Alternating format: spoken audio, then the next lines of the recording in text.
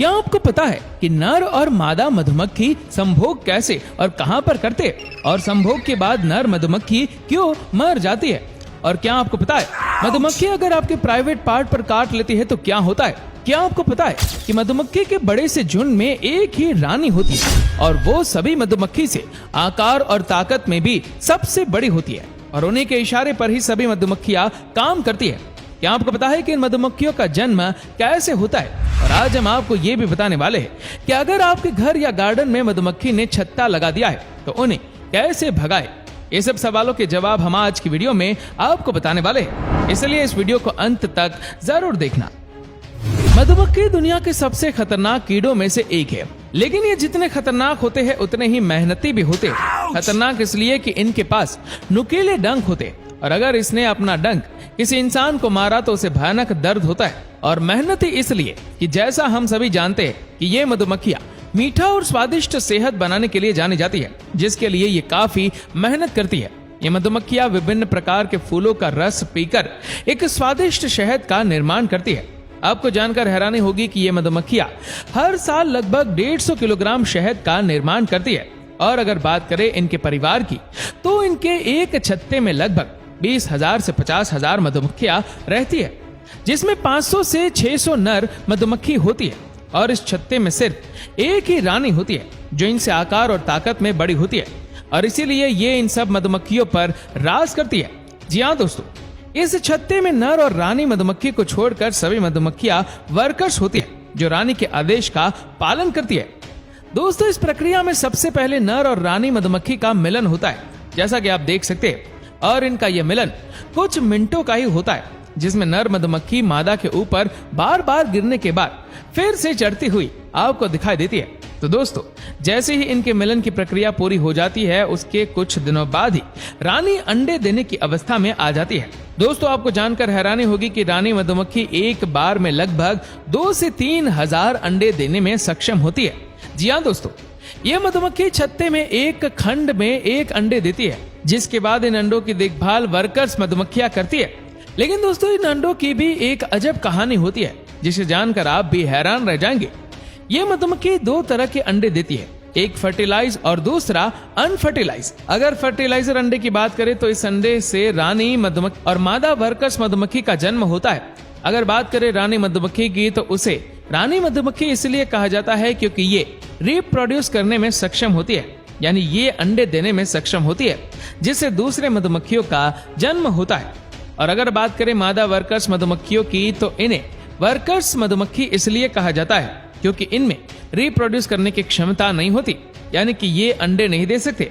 और अगर बात करें अनफर्टिलाइज्ड अंडे की तो इस नंडे से नर मधुमक्खी का जन्म होता है।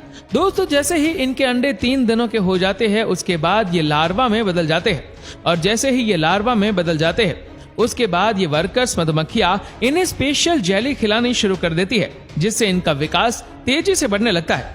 ये स्पेशल जेली बिल्कुल उसी तरह से तैयार की जाती है जिस तरह ये शहद बनाती है, बस इनमें कुछ फूलों का फर्क होता है। तो लगभग 3 दिनों तक ये सभी लार्वा को स्पेशल जेली खिलाती है, जिसके बाद इन्हें पता चल जाता है कि इनमें से रानी मधुमक्खी, वर्कर्स मधुमक्खी और नर मधुमक्खी कौन बनेगी।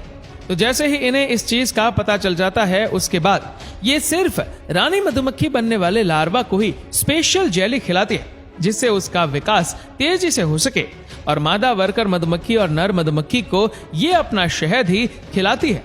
जी हाँ दोस्तों, लेकिन ये ऐसा इसलिए करते हैं क्योंकि उनके छत्ते पर सिर्फ रानी मधुमक्खी का ही राज होता है और वह आगे जाकर रिप्रोड्यूस करके परिवार की संख्या को आगे बढ़ा सकती है। और इसीलिए रानी मधुमक्खी वाले लार्वा को विशेष पौष्टिक भोजन खिलाकर ताकतवर बनाया जाता है।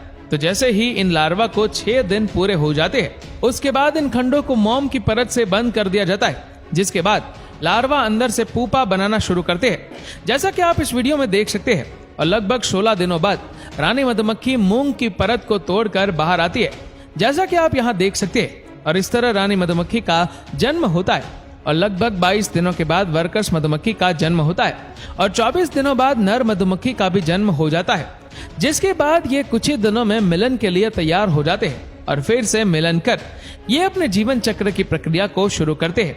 और अगर बात करें इनके जीवन काल की, तो वर्कर्स मधुमक्खी का जीवन काल 6 हफ्तों का होता है, जिसमें यह अंडों की देखभाल, छत्ते का निर्माण, शहद का निर्माण और छत्ते की सुरक्षा जैसे कार्य को अंजाम देती है। और अगर बात करें नर मधुमक्खी की, तो उसका जीवन काल 20 हफ्तों का होता है, जिसमें इसका सिर्फ एक मुख्य काम होता है और वह है रानी मधुमक्खी से मिलन करना, जिसके बाद नर मधुमक्खी की मौत हो जाती है, क्योंकि मिलन के दौरान यह नर अपना सारा स्पर्म रानी के शरीर में ट्रांसफर कर देता है, जिसके कारण उसके शरीर की सारी शक्ति खत्म हो जाती है, जिसके कारण उसकी मौत हो जाती है। और अगर बात करें रानी मधुमक्खी की, तो उसका जीवन काल लगभग 5 वर्षों का होता है, जिसमें ये अपनी पूरी जिंदगी छत्ते पर राज करती है और नर से मिलन कर अपने परिवार की संख्या को बढ़ाती जाती है। और इस तरह छत्ते में रहने वाली सभी मधुमक्खियां एक रानी मधुमक्खी की ही संतान होती है। अब आप लोगों में से बहुत से लोग ये भी सोच रहे होंगे कि एक छत्ते में तो सिर्फ एक ही रानी होती है, लेकिन जब वह अंडे देती है तो उसमें कुछ रानी मधुमक्खियां भी पैदा होती है, तो फिर उनका क्या होता है?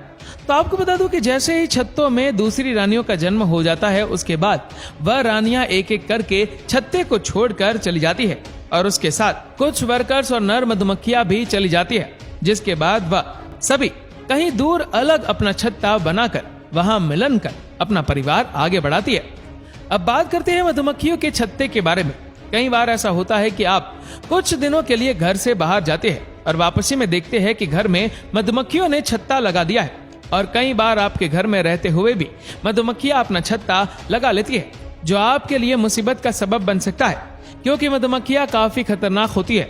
अगर ये डंक मार दे तो आपको असहनीय दर्द से गुजरना पड़ सकता है। इसलिए अगर आपके घर में भी मधुमक्खियों ने छत्ता लगा लिया हो तो जल्द से जल्द आप इसको हटाने की कोशिश करें, लेकिन इसको हटाने के लिए आपको कुछ तरीके आजमाने होंगे। मधुमक्खियों से छुटकारा पाने के लिए आप धुएं का इस्तेमाल कर सकते हैं। इसके लिए आप उपला, लकड़ी, कार्डबोर्ड या कागज को जलाकर उनके छत्ते के नीचे की ओर रख दे। जैसे ही धुआं छत्ते पर पहुंचेगा, मधुमक्खियां छत्ता छोड़कर भागने लगेगी। लेकिन इससे पहले आपको ये ध्यान रखना होगा कि अपने घर के सभी खिड़की और दरवाजों को अच्छी तरह से बंद कर ले। मधुमक्खियों को छत्ता छोड़ने में कुछ घंटों का समय लग सकता है। इसके अलावा मधुमक्खियों को घर से बाहर निकालने के लिए आप विनेगर की मदद ले सकते हैं।